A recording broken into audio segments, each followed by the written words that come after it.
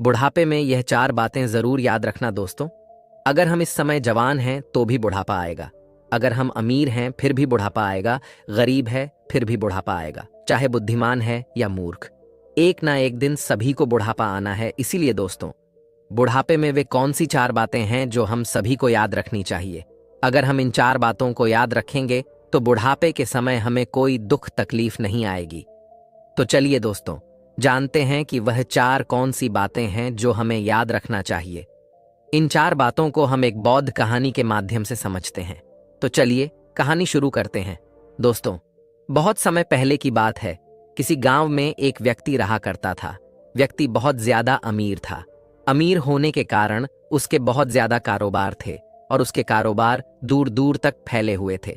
जब उस व्यक्ति ने अपने व्यापार से बहुत सारा धन कमा लिया तो एक दिन उसके माता पिता ने अपने पुत्र से कहा, बेटा, तुमने अपने मेहनत से व्यापार तो खूब बढ़ा लिया और अपने व्यापार से धन भी काफी कमा लिया। अब हमारे घर में ईश्वर के दिया हुआ सब कुछ है। इसीलिए हम चाहते हैं कि अब तुम विवाह करके घर गृहस्थ को आगे बढ़ाओ। अब तुम्हारी विवाह योग्य उम्र भी हो चुकी है, तो इसलिए अब तुम्हें विवाह कर लेना चाहिए अपने माता पिता के। यह बात सुनकर वह लड़का कहने लगा कि अभी तो मुझे और ज्यादा पैसे कमाने हैं, अपनी जिंदगी में मुझे और ज्यादा सफलता हासिल करनी है, और आप चाहते हैं कि मैं विवाह करके घर गृहस्थ में उलझ जाऊं। नहीं पिताजी, अभी मुझे विवाह नहीं करना है। पहले जो मैंने सपने देखे हैं उसे मैं पूरा कर लूं, उसके बाद ही वह विवाह के बारे में सोचूं। फिर उसके माता पिता ने समझाया कि पुत्र, शादी तो प्रत्येक मनुष्य को करना ही होता है, क्योंकि शादी के बच्चा पैदा होने के बाद ही वंश आगे बढ़ता है, और संतान उत्पत्ति के बाद ही मनुष्य पर जो पितृकर्ज होता है वह उससे मुक्त हो पाता है। लेकिन बहुत सारे मनुष्य सोचते हैं कि अगर हमने शादी कर ली, हमारे ऊपर जिम्मेदारियां बढ़ जाएंगी, खर्च बढ़ जाएंगे, हमारी आज़ादी समाप्त हो जाएगी, आने वाली लड़की हमारे ऊपर बोझ बन जाएंगी। तो ऐसा नहीं है। शादी हमारी जिंदगी की जरूरत है और हमारी पत्नी हमेशा हमारे साथ रहती है। जैसे शरीर को चलाने के लिए भोजन की आवश्यकता पड़ती है, जैसे भोजन करना हमारी जिंदगी के लिए आवश्यक है, उसी प्रकार शादी करना भी हमारे लिए बहुत जरूरी है, क्योंकि एक पत्नी ही होती है जो हमारे सुख दुख में, हर विपत्ति के समय में हमारे साथ खड़ी रहती है। लड़के ने जब अपनी माता पिता की इन बातों को सुना तो वह कहने लगा कि आप जो कह रहे हैं वह ठीक है। आप मेरे लिए कोई अच्छी सी लड़की तलाश करिए। जब आपको कोई संस्कारी लड़की मिल जाए तो मुझे बता देना। मैं आपकी पसंद की लड़की के साथ ही विवाह कर लूंगा अपने पुत्र की। यह बात सुनकर उसके माता पिता अत्यंत प्रसन्न हुए और अगले दिन ही अपने पुत्र के लिए पास के ही गांव में लड़की पसंद करने चले गए। जब लड़की पसंद आ गई तो उन्होंने तुरंत पंडित जी को बुलाया और शादी का दिन तय करा लिया। रिश्ता पक्का करने के बाद लड़के के माता पिता अपने पुत्र की विवाह की तैयारी करने लगे। कुछ दिन बाद ही शादी का दिन नजदीक आ गया। उस लड़के के घर पर दूर दूर से नाते रिश्तेदार आने लग गए। लड़के के माता पिता ने खूब धूमधाम से अपने पुत्र का विवाह किया और एक नई बहू को लेकर अपने घर में आ गए। सुंदर और संस्कारी पत्नी पाकर लड़का बहुत प्रसन्न था। साथ में लड़के के माता पिता भी बहुत खुश थे। इस प्रकार अपने पुत्र और बहू के साथ वह दंपति अपना जीवन गुजारने लगा। धीरे धीरे करके समय बीतने लगा और समय बीतने के साथ जो लड़के के माता पिता थे उनके उम्र ढलने लगी। समय के साथ वे दोनों बूढ़े होने लगे। फिर लड़के के माता पिता ने अपने लड़के और बहू को पास बुलाया और उनसे कहने लगे, बेटा, आज जो बातें हम तुम्हें बताएंगे वह बातें तुम्हारी जिंदगी में हमेशा काम आएंगे, इसलिए इन बातों को बड़े ध्यान से सुनना। और ऐसा कहकर उन्होंने बताना शुरू किया कि तुम्हारे सामने जीवन में कैसी भी परिस्थिति आए, हमारी इन बातों को कभी मत भूलना। तुम दोनों एक दूसरे के साथ सदैव साथ रहना और किसी भी परिस्थिति में एक दूसरे के साथ कभी विश्वासघात मत करना। कोई ऐसा कार्य मत करना जिससे दूसरों के लिए तकलीफ पहुंचे, और आप लोगों से जितना भी हो सके सदा दूसरों को मदद ही करना, क्योंकि मदद करने से कभी कोई गरीब नहीं होता, बल्कि जो मदद करता है वह और ऊंचाइयों पर पहुंचता है। जब उस लड़के ने और उसकी पत्नी ने सास ससुर की इन बातों को सुना तो वे दोनों कहने लगे कि आप लोग चिंता ना करें, हम आपके बताए हुए मार्ग पर ही चलेंगे और हम दोनों पति पत्नी आपके सिद्धांत पर ही चलते हुए अपना जीवन व्यतीत करेंगे और आपको कोई शिकायत का मौका नहीं देंगे। तो दोस्तों, इस प्रकार वे सभी लोग मिलजुल कर अपना जीवन व्यतीत करने लगे। धीरे धीरे समय बीतता चला गया। वह लड़का और ज्यादा अमीर होता चला गया। समय के साथ उसकी माता पिता अब पूरी तरह से बूढ़े हो चुके थे। बाल सफेद हो गए थे, शरीर दुबला पतला हो गया था और बच्चा जैसा अक्सर ही उनका स्वभाव हो गया था। लड़के के माता पिता भी बूढ़े होने के कारण सारा दिन तरह तरह की बातें करते रहते थे। उनका यह व्यवहार लड़के की पत्नी को रास नहीं आता था और वे नाराज हो जाती थीं। उसकी नाराजगी के कारण था कि उसके सास ससुर बार बार किसी न किसी बात को लेकर उसे झगड़ने लग जाते थे। ऐसे में जब उसका पति शाम को घर आता तो वह उसे बताती कि आपके माता पिता रोज किसी न किसी बात को लेकर मुझसे झगड़ा करते हैं। अगर तुम्हारी माता पिता की ऐसे ही हरकत रही तो मैं एक दिन इस घर को छोड़कर अपने पिता के घर चली जाऊंगी। पत्नी की ऐसी बातें सुनकर लड़का अपने माता पिता को समझाता है कि आप अपने बहू के साथ ऐसा व्यवहार क्यों करते हो। तो वह लड़के से कहते हैं कि झगड़ा हम नहीं बल्कि तुम्हारी पत्नी करती है, वही हमसे लड़ती है। इस तरह दोनों एक दूसरे पर आरोप प्रत्यारोप लगाते हैं। किसी तरह लड़का दोनों को समझाता है, लेकिन माता पिता तो बूढ़े हो चुके थे।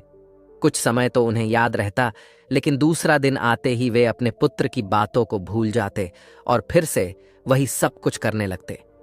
कुछ दिन जब ऐसा ही चलता रहा तो घर के इन लड़ाई झगड़ों से वह लड़का बहुत ज्यादा परेशान रहने लगा और साथ में उसकी पत्नी भी रोज रोज की लड़ाई झगड़ों से तंग आ चुकी थी। कुछ दिन तो उसने अपनी सास ससुर की इस व्यवहार को बर्दाश्त किया, लेकिन जब उसकी सहन शक्ति जवाब देने लगी तो एक दिन वह लड़की अपने पति और ससुराल को छोड़कर अपने मायके यानी पिता के घर चली आई। जब लड़की के माता पिता ने अपनी पुत्री को अकेला आता हुआ देखा तो लड़की के माता पिता ने पूछा, बेटी क्या बात, तुम अकेले ही कैसे आ गई और तुम्हारे साथ दामाद जी क्यों नहीं आए? तब उस लड़की ने पूरी घटना अपने माता पिता को कह सुनाई। लड़की के मुख से यह बातें सुनकर पिता कहने लगे कि इस बारे में तुम्हें दामाद जी से बात करनी चाहिए थी। अपने पिता की यह बात सुनकर वह लड़की कहने लगी कि मैंने उनसे कहा था, उन्हें भी सारी बातें बताई थीं, उन्होंने भी अपने माता पिता को समझाया था, लेकिन वे किसी की नहीं सुनते। उनके ऊपर किसी के समझाने का कोई फर्क नहीं पड़ता। कुछ समय तक तो वे ठीक रहते हैं, फिर वही लड़ाई झगड़ा। इस रोज रोज की लड़ाई झगड़े से मेरा जीवन नरक हो गया है और दिन प्रतिदिन मेरी जिंदगी खराब होती जा रही है। आज मैं अपनी ससुराल से यह निर्णय करके आई हूं कि जब तक वे दोनों बूढ़े उस घर में हैं तब तक मैं ससुराल नहीं जाऊंगी और तब तक मैं तुम्हारे पास ही रहूंगी अपनी पुत्री की। यह वचन सुनकर उस लड़की के माता पिता ने कहा, बेटी किसी भी लड़की का अपने पिता के घर में गुजारा नहीं होता है। जब तक लड़की का विवाह नहीं होता तब तक उसकी माता पिता का घर है, उसका घर होता है, लेकिन जब उसका विवाह हो जाता है तब उसका ससुर ससुराल ही उसका असली घर होता है। इसीलिए बेटी जाओ अपने ससुराल में दोहक तकलीफ झेलते हुए अपना जीवन यापन करो। मनुष्य की जिंदगी में तो दुख तकलीफें आती रहती हैं, हमें उनसे घबराना नहीं चाहिए और अपने दुख तकलीफों को झेलते हुए हमें अपनी जिंदगी में आगे बढ़ते रहना चाहिए। और तुम अपने सास ससुर को तो जाने ही दो, वे लोग बूढ़े हो चुके हैं और बूढ़े लोग तो कुछ भी कह सकते हैं, उनकी बातों पर तुम्हें ध्यान नहीं देना चाहिए। भी लड़की कहने लगी कि आपकी बातों से तो मैं सहमत हूं, लेकिन कहां तक बर्दाश्त करूं। वे लोग मुझसे समय पर भोजन मांगते हैं, समय पर किसी कार्य को करने को कहते और मैं नहीं करती तो मेरी गलती थी। मैं उनका हर काम समय पर करती हूँ, फिर भी वे लोग मुझे भला बुरा कहते हैं और मुझे तरह तरह के ताने देकर प्रताड़ित करते हैं। यही नहीं, मेरे बारे में लोगों से तरह तरह की बातें करते हैं। वे लोगों से कहते हैं, हमारे घर में जो बहू आई है उसका चाल चलना ठीक नहीं है। हमारा लड़का इतना कमाता है फिर भी हमारी बहू हमें कुछ खाने को नहीं देती। इस तरह की बातें वे गांव वालों से करते हैं और हमेशा ही मेरे पकाए हुए खाने में कमी निकालते रहते हैं। लोगों से कहते हैं कि हमारी बहू को तो खाना भी बनाना नहीं आता और हम लोगों को समय पर भोजन भी नहीं देती हैं। इस कारण हम दोनों समय से पहले ही बूढ़े हो चुके हैं और उनकी बातों का गांव वाले भी विश्वास कर लेते हैं। ऐसे में आप ही मुझे बताइए कि मैं उन्हें भोजन क्यों नहीं दूंगी? मैं भला उन्हें भूखा क्यों मरूंगी? जब अपनी बेटी की यह बातें वह पिता सुनता है तो उसे अपनी बेटी की बातें सुनकर बड़ा ही दुख होता है और अपनी बेटी से कहता है कि पुत्री, तुम चिंता मत करो। इसके बारे में मैं तुम्हारी ससुराल जाकर तुम्हारे सास ससुर और तुम्हारे पति से बात करूंगा और उनसे पूछूंगा कि आखिर वे लोग तुम्हारे साथ ऐसा व्यवहार क्यों करते हैं। अगले दिन ही लड़की के माता पिता अपनी बेटी को लेकर उनके ससुराल पहुंचते हैं। ससुराल में उन्हें दामाद तो नहीं मिलते। फिर लड़की के माता पिता इस बात को दोनों के सामने रखते हैं, लेकिन वे लोग तो बूढ़े हो चुके थे, उनके अंदर समझदारी नाम की कोई चीज नहीं बची थी। उल्टा वे दोनों लड़की के माता पिता को ही भला बुरा कहते हैं। लड़की के माता पिता ने काफी समझाया, लेकिन कोई हल नहीं निकला। जब बातचीत से कोई हल नहीं निकला तो लड़की के माता पिता अपनी बेटी को लेकर उदास मन से अपने घर के लिए वापस लौटने लगते हैं। जब वे वापस लौट रहे थे तो उन्हें रास्ते में एक व्यक्ति दिखाई देता है जिनके एक हाथ में कमंडल था और उनके बड़े बाल बिल्कुल सफेद और लंबी दाढ़ी रही थी और मुख पर एक अलग ही तेज थी। जब लड़की के माता पिता उस व्यक्ति के पास पहुंचते हैं तो उन्हें मालूम पड़ता है कि वह एक सिद्ध सन्यासी हैं। उनके चेहरे पर एक अलग ही तेज आभा थी। उनके तेज को देखकर लड़की के माता पिता उन्हें प्रणाम करते हैं और उनके चरणों के पास जाकर बैठ गए। जब साधु महाराज ने पूछा, पुत्र, कोई परेशानी है क्या? तब लड़की के पिता कहने लगा, हाँ महाराज, मैं बहुत परेशानी में हूं। मुझे कुछ समझ नहीं आ रहा कि क्या करना चाहिए। फिर साधु महाराज कहने लगे, बच्चा, तुम्हें जो भी परेशानी है मुझे साफ साफ बताओ। मैं तुम्हारी परेशानी का कोई ना कोई जरूर समाधान कर दूंगा। वह लड़की के पिता कहने लगा, गुरुदेव, कुछ साल पहले मैं अपनी बेटी की शादी बगल के गांव में करी थी, जिसे घर में मैंने अपनी बेटी के रिश्ता किया था। वे लोग बहुत ही अमीर हैं। जिस लड़के से मैंने अपनी पुत्री का विवाह किया था वह तो ठीक है, लेकिन उसके माता पिता कुछ ठीक नहीं है।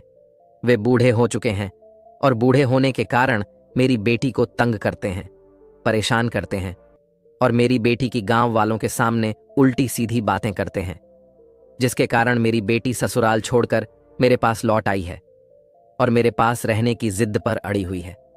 अब ऐसे में आप ही बताइए कि कोई भी पिता अपनी शादीशुदा बेटी का जीवन भला कैसे चल सकता है?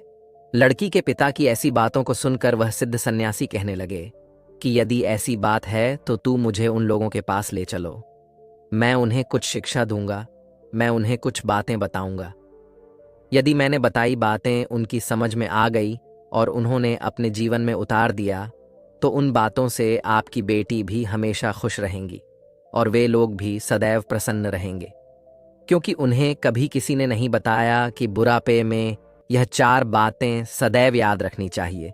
इसी कारण से उनकी यह दुर्दशा हो रही है और उसके साथ ही तुम्हारी बेटी और दामाद को भी मुसीबतों का सामना करना पड़ रहा है।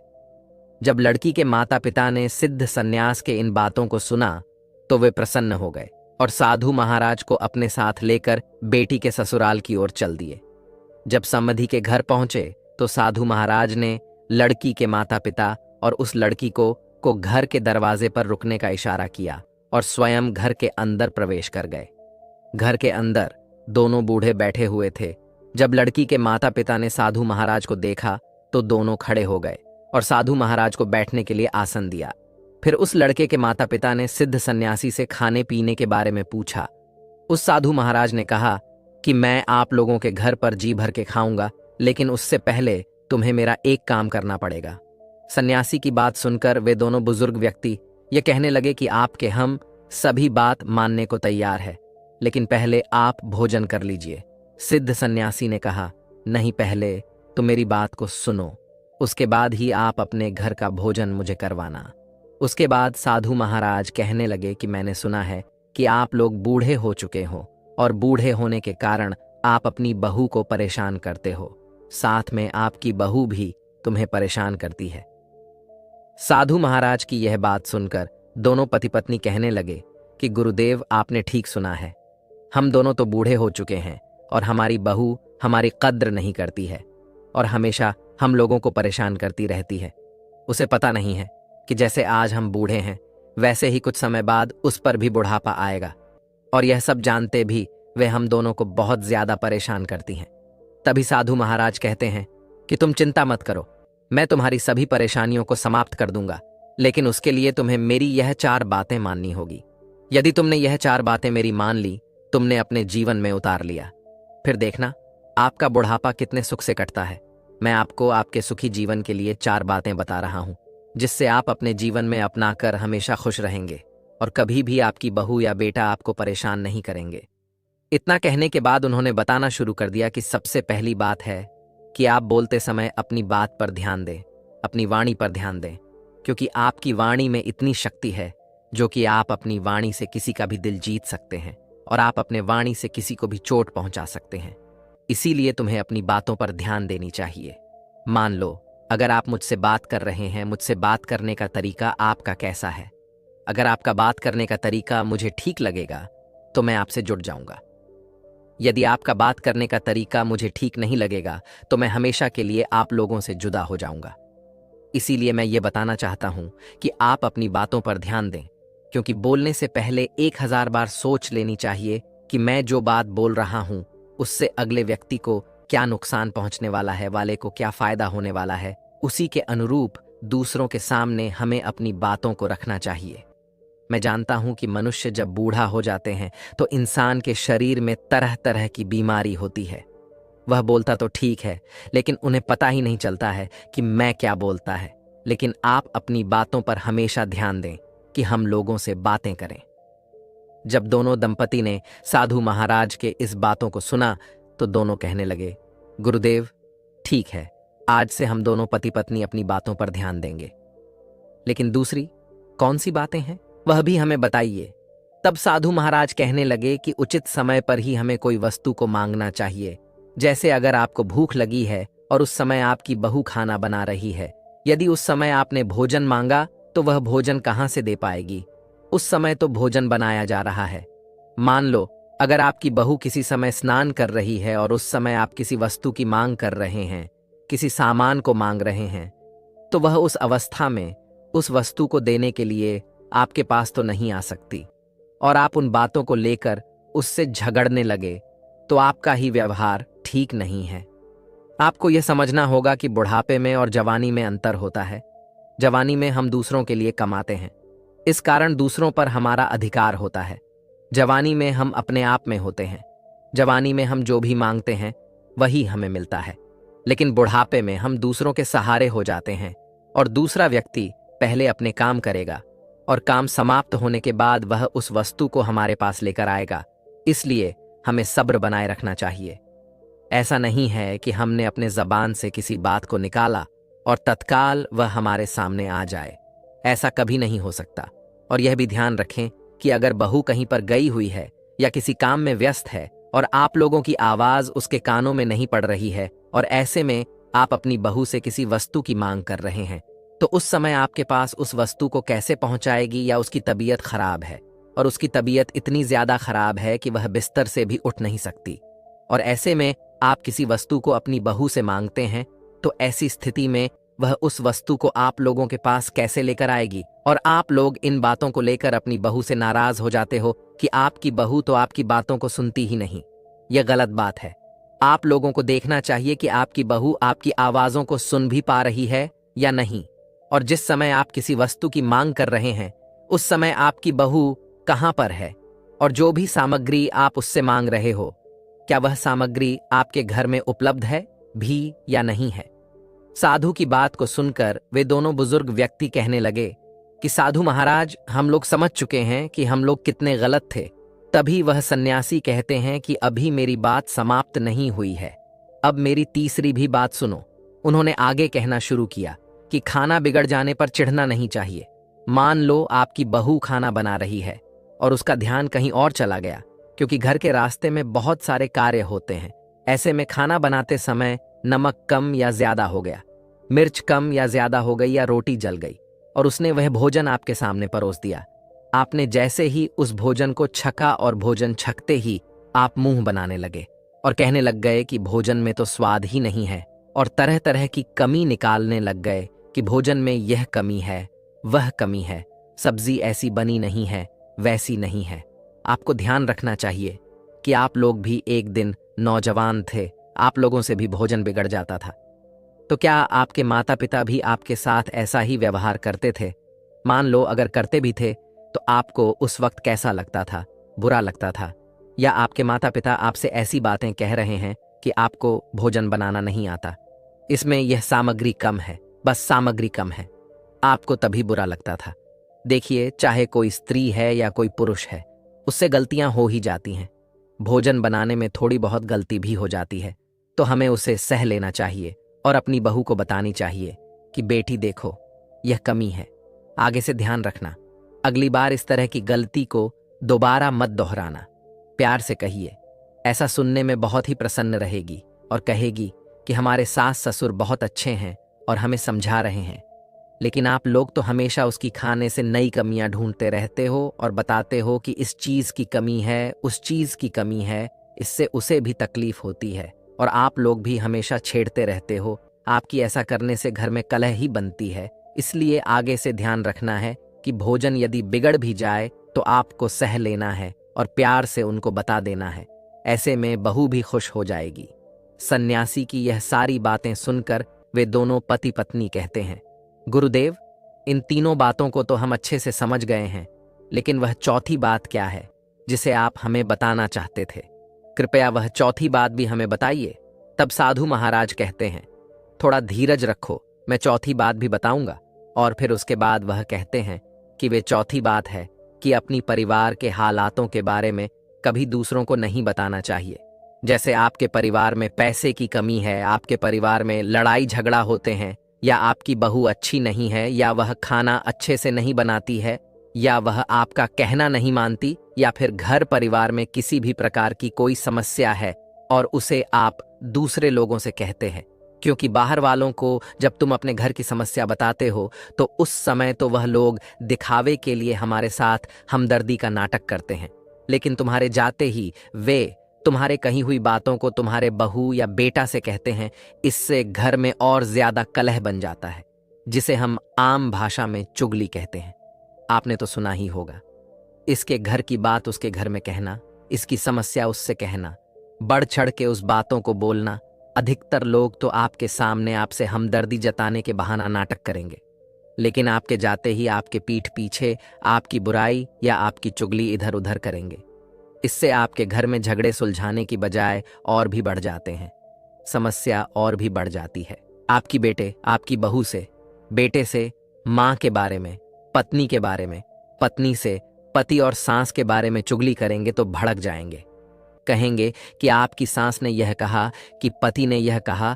इससे घर में और ज्यादा कलह बन जाती है। यदि आप बहू और बेटा के बारे में खराब बात कहेंगे और निरंतर ऐसा करने से आप बेटा बहू की नजरों में गिर जाते हैं। दूसरों को अपनी घर की समस्या बताने से कुछ ठीक तो नहीं होगा, बल्कि आपके परिवार के ऊपर और भी समस्या बढ़ाते जाएंगे। आपका ऐसा करने से आपका लड़का कहीं समाज में बोलने लायक नहीं रहेगा। जैसे ही वह समाज में खड़ा होगा या किसी पंचायत में खड़ा होगा और अपनी कुछ बात रखेगा, तो वहां पर उपस्थित लोग उसके मुंह पर ही कह देंगे कि तुम्हारी बहू तुम्हारे घर में ऐसा करती है, तुम्हारी माता पिता के साथ वैसा करती है, तुम्हारे माँ बाप हम लोगों से तरह तरह की बातें कहते हैं, तरह तरह की उन्हें परेशानी हो रही है। बुढ़ापे में तुम लोग अपनी माता पिता को परेशानी देते हो। पहले अपने घर की समस्या हल करो, उसके बाद ही दूसरों के मामले सुलझाना। इसीलिए ध्यान रहे कि आपके घर में कोई भी समस्या हो, उसे बाहर के लोगों के साथ कभी भी साझा मत करो, नहीं तो वे लोग उस मौके के फायदा उठाकर आपके घर को बर्बाद कर देंगे, जिसके कारण आप लोग हमेशा ही दुख झेलोगे।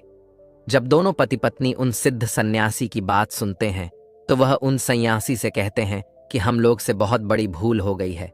हम लोग तो अपने पूरे घर के बारे में, पूरे पैसे के बारे में, अपने बेटे के बारे में, अपने बहू के बारे में तरह तरह से ये बात फैला दी है कि हमारा बेटा ठीक नहीं है, हमारी बहू ठीक नहीं है, हमारे घर के हालात ठीक नहीं है, हम लोग बहुत परेशान रहते हैं, हमें कभी समय पर भोजन नहीं मिलता है, हमारी बहू बिल्कुल जो अच्छी नहीं है। इन बातों को तो हमने पूरे गांव में फैला दिया है।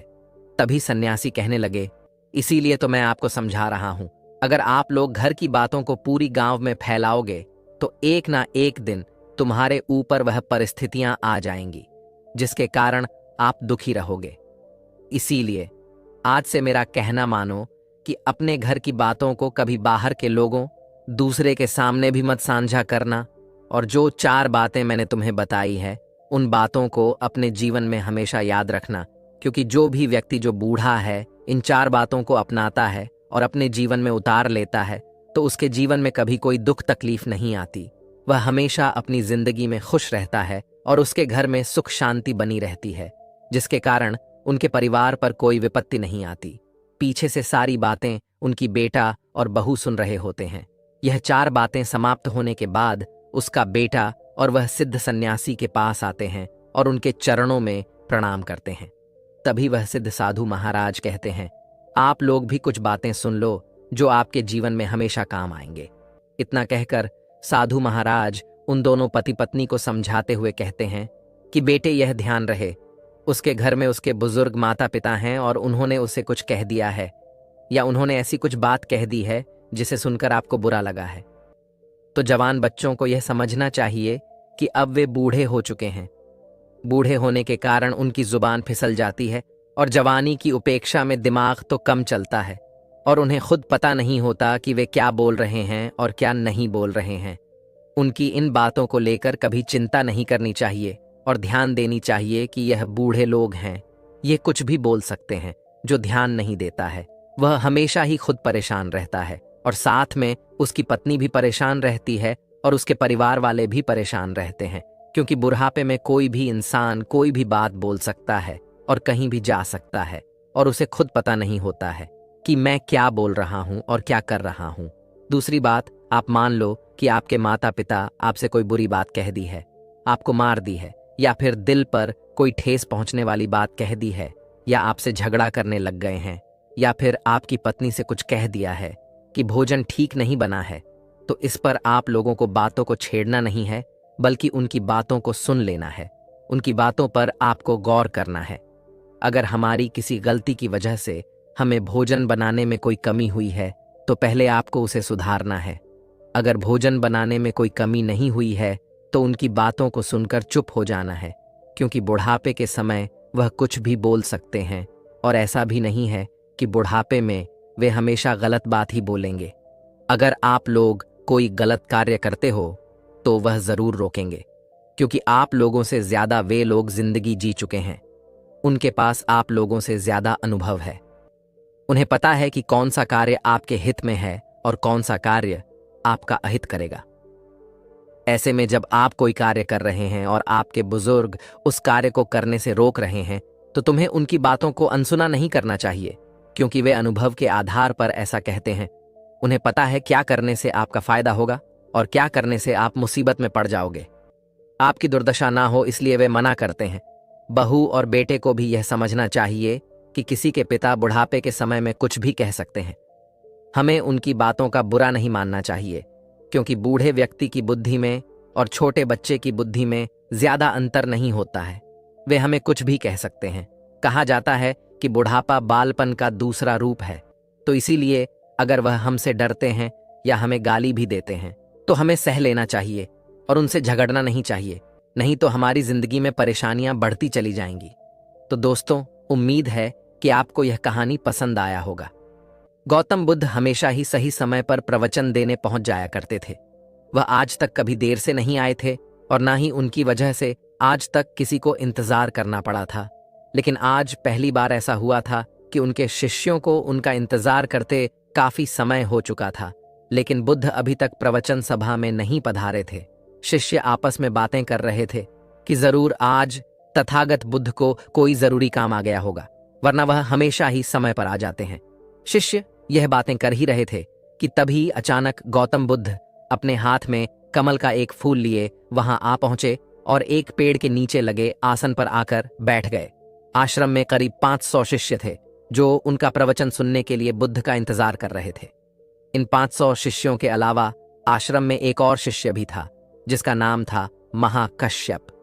आश्रम के बाकी शिष्य मानते थे कि महाकश्यप पागल है, क्योंकि वह कभी भी उनके साथ बैठकर बुद्ध के उपदेशों को नहीं सुनता था। उसने आज तक कभी ध्यान भी नहीं किया था और ना ही कभी ध्यान करने का प्रयास ही किया था। वह बस पूरे दिन चुपचाप किसी पागल की तरह आश्रम के एक पेड़ के नीचे बैठा रहता। ना ही उसके पास कोई बात करने आता और ना ही वह किसी से बात करता। जब उसका मन करता तो आसपास के गांवों में जाकर थोड़ी सी भिक्षा मांग लेता और भिक्षा में जो कुछ भी मिलता उसे खाकर उसी पेड़ के नीचे फिर बैठ जाता। वह बस पूरे दिन आश्रम के पेड़ पौधे, आसपास बिखरे पत्ते घास और आश्रम में आते जाते भिक्षुओं को ध्यान से देखता रहता। सभी का विश्वास था कि वह एक धार्मिक इंसान नहीं है। आश्रम में रहने वाले सभी भिक्षुओं का मानना था कि वह एक पागल और मूर्ख इंसान है जिसे कोई भी कुछ नहीं सिखा सकता। तो आज के दिन गौतम बुद्ध आए और आकर आसन में बैठ गए। बैठते ही उन्होंने अपने हाथ में लिए कमल फूल को देखना शुरू कर दिया। शिष्य इंतजार कर रहे थे कि बुद्ध कुछ बोलेंगे, लेकिन बुद्ध कुछ भी नहीं बोले।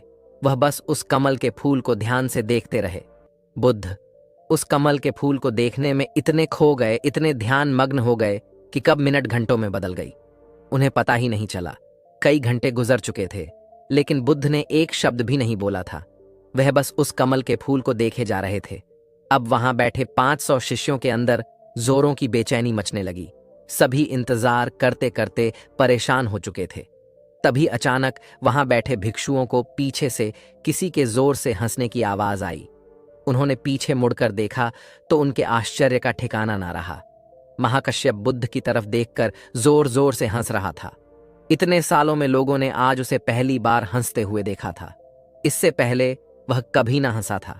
वह भी इतनी अद्भुत हंसी लग रहा था मानो सारा ब्रह्मांड उसके साथ हंस रहा हो। उसकी भयंकर हंसी पूरे आश्रम में गूंज रही थी और वह बस हंसे जा रहा था। सभी भिक्षुओं ने बुद्ध की तरफ देखा। वह अभी भी उस कमल के फूल को ही देख रहे थे और उनके आंखों से आंसुओं की धारा बह जा रही थी। थोड़ी देर बाद महाकश्यप ने हंसना बंद कर दिया।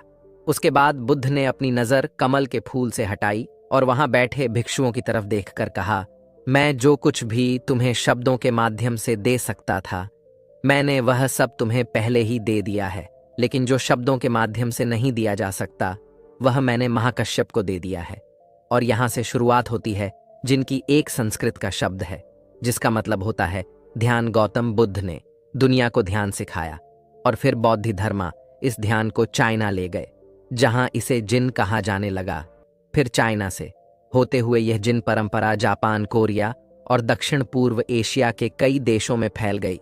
जिन आत्मज्ञान प्राप्त करने का एक बहुत ही अजीब लेकिन अद्भुत तरीका है, क्योंकि इसमें किसी भी तरह की कोई बाधा, कोई बंधन नहीं है। क्योंकि इस परंपरा का ना तो कोई निश्चित विज्ञान है, ना कोई शिक्षाएं, ना कोई ग्राह और ना ही कोई निश्चित अभ्यास करने की विधि। बस आपको अपनी आंखें बंद करके बैठ जाना है और इंतजार करना है। फिर यह घटना आज नहीं तो कल आपके अंदर घटी जाएगी। जिन परंपरा में ध्यान करने का कोई निश्चित तरीका नहीं है, इसमें बस आपको जागरूक होकर यह देखना होता है कि आपके दिमाग में किस तरह के विचार उठ रहे हैं, लेकिन आपको उन विचारों में उलझना नहीं है, बस उन्हें देखना है। एक विचार उठेगा और फिर वह अपने आप गायब भी हो जाएगा। बस आपको उन्हें पूरी जागरूक के साथ देखते रहना है। जब आप मन में उठने वाले किसी एक विचार का निरीक्षण पूरी जागरूकता के साथ करते हैं और फिर जब वह विचार आपके मन से गायब हो जाता है और आप दूसरे विचार के निरीक्षण के लिए तैयार होते हैं, तो आप पाएंगे कि दूसरा विचार उतनी तेजी और जल्दी से नहीं उठा।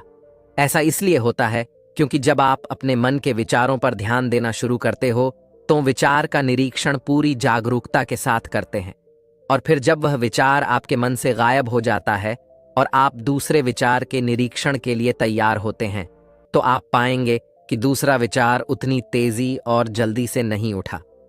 ऐसा इसीलिए होता है क्योंकि जब आप अपने मन के विचारों पर ध्यान देना शुरू कर देते हैं तो हमारे मन की भागदौड़ कम हो जाती है और मन शांत होने लगता है। और फिर एक ऐसी अवस्था भी आती है जब हमारा मन विचार मुक्त हो जाता है। मन में कोई विचार नहीं होते। दो विचारों के बीच की यही विचारहीनता ही सच्ची चेतना कहलाती है। शुरुआत में इस विचारहीनता का समय ज्यादा लंबा नहीं होता। यह ज्यादा से ज्यादा 8 से 10 सेकंड का ही होता है, क्योंकि हमारे दिमाग को सालों से लगातार सोचने की आदत पड़ चुकी है। लेकिन अगर हम लगातार प्रयास करते रहे तो धीरे धीरे विचारहीनता का यह समय भी लंबा होता चला जाएगा, और यह समय जितना लंबा होगा उतना ही हम जिन को समझ पाएंगे, ध्यान को समझ पाएंगे, और उतना ही हम खा के और करीब होते चले जाएंगे। वीडियो को लाइक और चैनल को सब्सक्राइब करना ना भूलें, और अंत तक वीडियो में मेरे साथ बने रहने के लिए मैं आप सभी का दिल से बहुत बहुत धन्यवाद करता हूं। तो चलिए मिलते हैं ऐसी किसी और नई वीडियो में। तब तक के लिए अपना ख्याल रखें। धन्यवाद। नमो बुद्ध। बहुत समय पहले की बात है। एक गांव में एक गरीब आदमी रहता था। वह आदमी अपने जीवन के दुखों से बहुत अधिक परेशान रहता था। जब कभी वह कोई काम करने जाता तो वह काम सफल होते होते रह जाता था। आखिरी क्षणों में असफलता ही उसके हाथ लगती थी। कभी वह स्वास्थ्य को लेकर परेशानी में रहता था तो कभी उसके परिवार में अकाल मृत्यु हो जाती थी। वह अपने जीवन के दुखों से तंग आ चुका था। एक दिन की बात है, वह अपने घर के दरवाजे पर बैठा बैठा सोच रहा था। तभी उसके दरवाजे पर चिड़ियों का झुंड आया। वह पहले से ही परेशान था। चिड़ियों को देखकर वह उन्हें भगाना शुरू कर दिया। सभी चिड़ियां उसके दरवाजे से दूर हो गई। उस व्यक्ति की यह विशेष आदत थी। जब भी वह किसी जानवर को अपने घर के आसपास देखता था तब उसे मारने और भगाने लगता था। साधु संतों को देखकर वह कभी उन्हें प्रणाम नहीं करता था, बल्कि मुंह फेर कर वहां से चला जाता था। आखिरकार लगातार परेशानी झेलते हुए जब उसकी हिम्मत टूट गई, तब एक दिन उसने निर्णय ले लिया कि अब वह इस जीवन को समाप्त कर देगा। वह अपना घर छोड़कर गांव से बाहर चला गया और नदी को देखते ही उसमें छलांग लगा दी। लेकिन यह क्या, 2 सन्यासियों ने उसे नदी के पानी से बाहर निकाल दिया। दरअसल जब वह नदी में छलांग लगा रहा था, वहां पर एक सन्यासी और उनके 2 शिष्य बैठे हुए थे। उस व्यक्ति को नदी में छलांग लगाता हुआ देखकर सन्यासी ने अपने शिष्यों को आदेश दिया और उस व्यक्ति को पानी से बाहर निकाला गया। पानी से बाहर आते ही वह व्यक्ति सन्यासी के ऊपर चिल्लाता। उसने कहा कि आपने मेरी जान क्यों बचाई? मैं जीवित नहीं रहना चाहता, मुझे मरना ही होगा। सन्यासी ने उसे समझाते हुए कहा कि यह जीवन बहुत मूल्यवान है, तुम इसे इस प्रकार क्यों व्यर्थ कर रहे हो? आखिरकार जब समय पूरा हो जाएगा तब तुम्हें यह धरती छोड़कर जाना ही है। उस व्यक्ति ने कहा कि मैं अपने जीवन की परेशानियों से तंग आ गया हूं। मुझे समझ में नहीं आता है कि मेरा अच्छा समय कब शुरू होगा। मेरे जीवन में सब कुछ बुरा बुरा होता है। मैं लाख प्रयत्न करता हूं, फिर भी सफलता नहीं मिलती है। सन्यासी ने कहा कि मैं तुम्हारी सहायता करूंगा। तुम सबसे पहले आत्महत्या करने का विचार अपने दिमाग से निकाल दो, क्योंकि यह सबसे बड़ा पाप है। जो व्यक्ति आत्महत्या करते हैं उन्हें कभी मुक्ति नहीं मिलती है। तुम्हें क्या लगता है तुम आत्महत्या कर लोगे तो तुम्हारी परेशानी खत्म हो जाएगी? कभी नहीं, बल्कि आत्महत्या से तुम कायर सिद्ध होते हो। उस व्यक्ति ने कहा कि हे सन्यासी, आप बहुत ज्ञानी हैं, कृपया करके मुझे कोई मार्ग बताइए। मुझे यह बताइए कि मेरा अच्छा समय कब आएगा और इसके संकेत क्या क्या है। सन्यासी ने कहा कि मैं तुम्हारी सहायता अवश्य करूंगा, किंतु उससे पहले तुम्हें मेरे कार्य करने होंगे। मैं तुम्हें जैसा जैसा कहता हूं तुम्हें मेरी बात माननी होगी। उस व्यक्ति ने कहा कि आप जो भी कहेंगे मुझे सब मान्य है। आप ये बताइए कि मेरे जीवन में अच्छा समय कब आएगा और इसके संकेत क्या है। सन्यासी ने कहा कि पहले मेरी बात सुन लो। व्यक्ति ने कहा ठीक है, मुझे बताइए। सन्यासी ने कहा कि यदि तुम चाहते हो तुम्हारा अच्छा समय जल्दी आए तो प्रतिदिन चिड़ियों को दाना डालना। उस व्यक्ति ने मोह बनाते हुए कहा, यह किस प्रकार का कार्य है? मुझे तो चिड़िया पसंद नहीं है। यदि वह मेरे द्वारा पर आए तो मैं उन्हें भगा देता हूं। तब सन्यासी ने कहा कि तुम अच्छे समय के संकेत का स्वागत इस प्रकार करते हो। वह व्यक्ति चौंक गया। उसने कहा कि चिड़ियों का और अच्छे समय का क्या लेना देना। सन्यासी ने कहा कि जाओ, पहले यह कार्य करके आओ। पर जो भी चिड़िया आए उसे दाना डालना और 1 सप्ताह बाद मुझे यहीं पर मिलना। उस व्यक्ति के पास कोई और विकल्प नहीं था। उसने सन्यासी की बात मान ली और घर वापस चला गया। अब जब कभी उसके दरवाजे पर चिड़िया आती तो वह उन्हें दाना देने लगता। इस प्रकार लगभग 1 हफ्ते तक यह कार्य करने के बाद उसे लगने लगा कि उसे कुछ अच्छे समाचार प्राप्त हो रहे हैं। शायद अब उसका जीवन बदलने वाला है। 1 सप्ताह बाद जब वह सन्यासी से मिला, उसने कहा कि उसने चिड़ियों को दाना देना शुरू किया। अब उसे कुछ अच्छे समाचार मिलने लगे। सन्यासी ने उस व्यक्ति को समझाते हुए कहा, व्यक्ति अपनी परेशानी और अपने गुस्से में अपने जीवन में आने वाले अच्छे संकेतों को स्वयं से दूर कर देते हैं। अब से यह पता चलता है कि जीवन में अब अच्छा समय आने वाला है उस व्यक्ति ने कहा कि अब आप मुझे बताइए कि अच्छे समय के क्या संकेत है। उन्होंने कहा कि पहला संकेत चिड़िया, गौरिया इत्यादि का द्वार पर आना। 1 सप्ताह तक चिड़ियों को दाना देने के बाद तुम्हें यह समझ में आ गया होगा कि उनका हमारे जीवन में कितना महत्व है। दरअसल चिड़िया ईश्वर की प्रिय होती है। ये छोटे जीव बहुत ही निर्दोष होते हैं। जीवन में जब भी कुछ अच्छा होने वाला होता है तब ईश्वर उन्हें संदेश वाहक के रूप में मनुष्य के द्वार पर भेजते हैं। यदि मनुष्य उनका स्वागत अच्छे से करते हैं, उन्हें दाना पानी देते हैं, तब अच्छा समय जल्दी आता है। लेकिन यदि मनुष्य उनके साथ खराब व्यवहार करे तब अच्छा समय भी दूर चला जाता है। इसलिए हमेशा दरवाजे पर चिड़िया आए तो उसका स्वागत करना चाहिए। गाय का द्वार पर आना। गाय एक ऐसी जानवर है जो हमें दूध देती है। इस दूध को देवता अमृत समान मानते हैं। वेदों और शास्त्रों में गायों की पूजा का भी विधान है। घर में रोटी बनती है तो पहली रोटी गाय को समर्पित करना चाहिए। जब कभी घर के आसपास गाय दिखाई दे तो उसे अच्छा संकेत मानते हुए रोटी अवश्य खिलाना चाहिए। गाय ईश्वर को प्रिय होती है। जो भी मन से गाय की सेवा करते हैं, ईश्वर उनके ऊपर प्रसन्न रहते हैं। गाय को कभी परेशान नहीं करना चाहिए, बल्कि उन्हें ईश्वर का संदेश वाहक मानकर सदैव उनके स्वागत करना चाहिए। स्वप्न में पितरों के दर्शन होना। यदि कभी भी स्वप्न में पूर्वजों के दर्शन हो तो इसे अच्छा संकेत मानना चाहिए। हमारे पूर्वज भले ही हमसे दूर होते हैं, किंतु किसी न किसी प्रकार से वह हमसे जुड़े होते हैं। उनका स्वप्न में आना अच्छे समय आने का संकेत होता है। वह हमें आने वाले अच्छे समय के लिए संदेश देने आते हैं।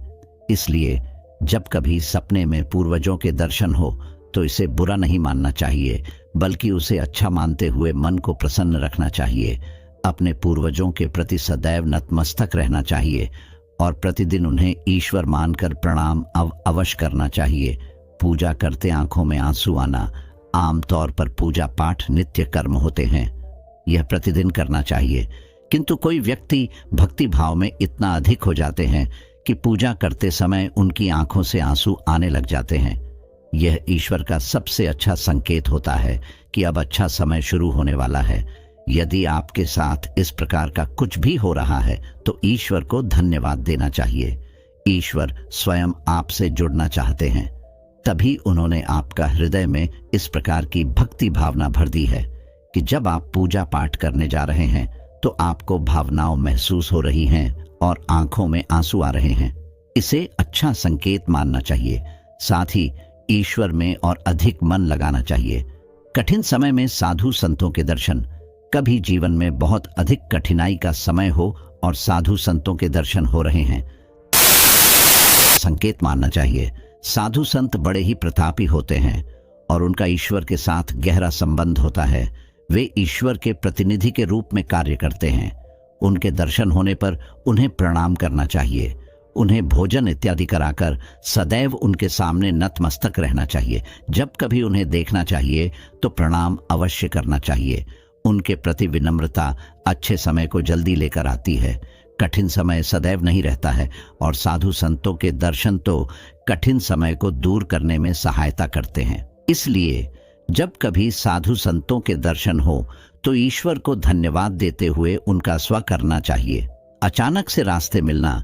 कई बार व्यक्ति जब कठिनाई में होते हैं तो उन्हें कोई रास्ता नहीं सूझता है, किंतु जब वह पूजा पाठ इत्यादि करते हैं अथवा पुण्य कर्म करते हैं तो ईश्वर उन्हें अवश्य रास्ता दिखाते हैं।